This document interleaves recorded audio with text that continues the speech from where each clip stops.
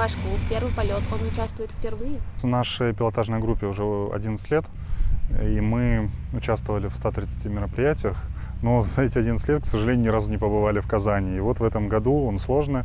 Нас пригласили организаторы поучаствовать в таком большом празднике. Нам очень приятно, во-первых. И, во-вторых, Казань — это авиационная столица, тут очень много мероприятий всевозможных проходит. И попасть на этот праздник для нас большая честь. Дмитрий, скажите, пожалуйста, вот насколько в России популярны вот авиационные виды спорта вообще?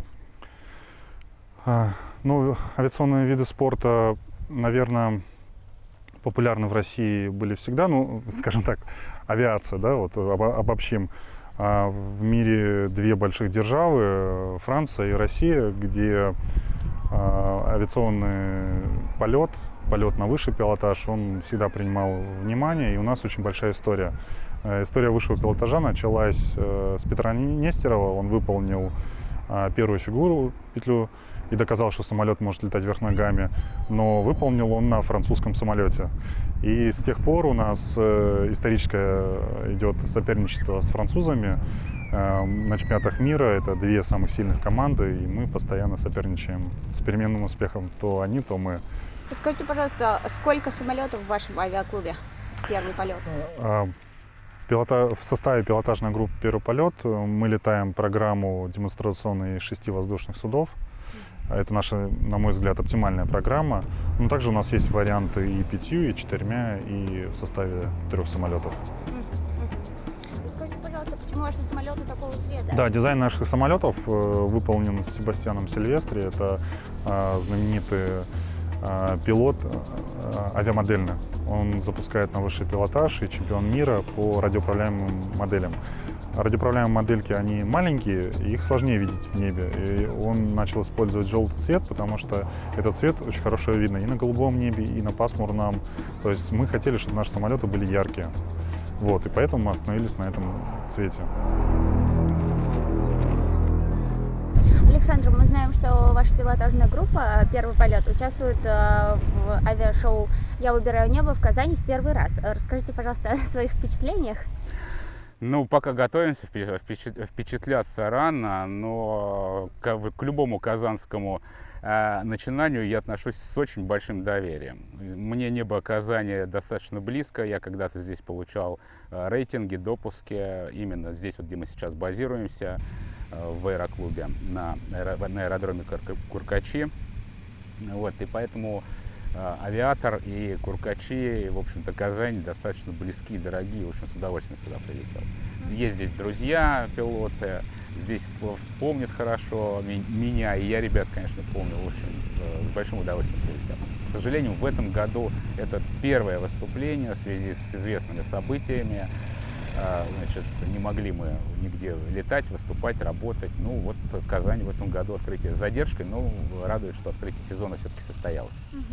Скажите, пожалуйста, Александр, насколько популярен авиационный спорт вообще в России? Я на самом деле к авиационному спорту имею очень опосредованное отношение, потому что я единственный не пилот-спортсмен в нашей пилотажной группе. Как так вышло? Потому что я думаю, что Татарстану достаточно близко и знакома такая фраза, как боевая техничка, да? КамАЗ-мастер. Вот самолет, на котором я летаю, это, в общем-то, боевая техничка, которая предназначена немножко для других целей основных. А заманили меня в эту группу, в общем-то, обманывая случайно. То есть когда-то, когда ребята только начинали, в общем-то, спортсмены начинали летать по маршрутам, и пошли первые приглашения в другие города, меня попросили сопроводить, отвезти ведущим группу в Ульяновск. В общем, с этого все и началось. Сначала меня пару раз попросили отвезти группу, а потом сказали, пролетись-ка вот здесь во время выступления по прямой. И потихоньку, вот все это превратилось в то, что когда мы летим куда-то выступать, я веду группу в другой город, в мой самолет грузят все вещи, весь шмурдяк, говоря туристическим сленгом. Все, что нам нужно для выступлений. И техники, естественно, тоже летят со мной. Прилетев на место, мы все это выгружаем, и самолет из обычной технички превращается в боевую и заводит группу на основные фигуры.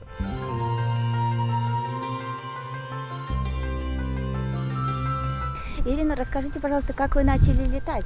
С чего началось? То есть у вас был какой-то определенный кумир, после которого вы подумали, я так же хочу.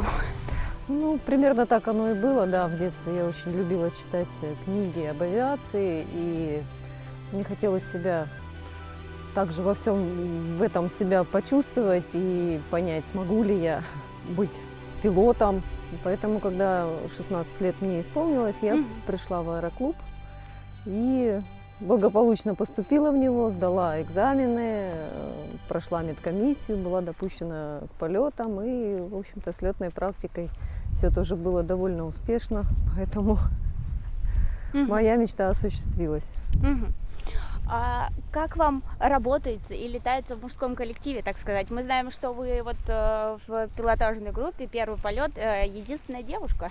Как летается? Летается нормально, поскольку в небе особых различий быть не может. То есть есть летная задача, которую нужно сделать независимо от того, кто ты, девушка или парень. То есть в небе уже все на равных. Константин, расскажите, пожалуйста, как вы стали пилотом? Я начинал с авиационных симуляторов, с компьютерных игр. Вот постепенно затянул настоящую авиацию, решил попробовать, что такое пилотаж на самолете, вот на Як-52 на таком, и остался. Сколько лет вы уже летаете? Я летаю около 14 лет. А сколько у вас уже летных часов? У меня летных часов порядка 1000 на пилотаж, на высший пилотаж, ну еще 500 примерно на обычные полеты маршрутные, ну 1500 можно сказать. Насколько в России популярны авиационные виды спорта? В России авиационные виды спорта, ну, скажем так, не очень популярны в силу их дороговизны и слабой доступности.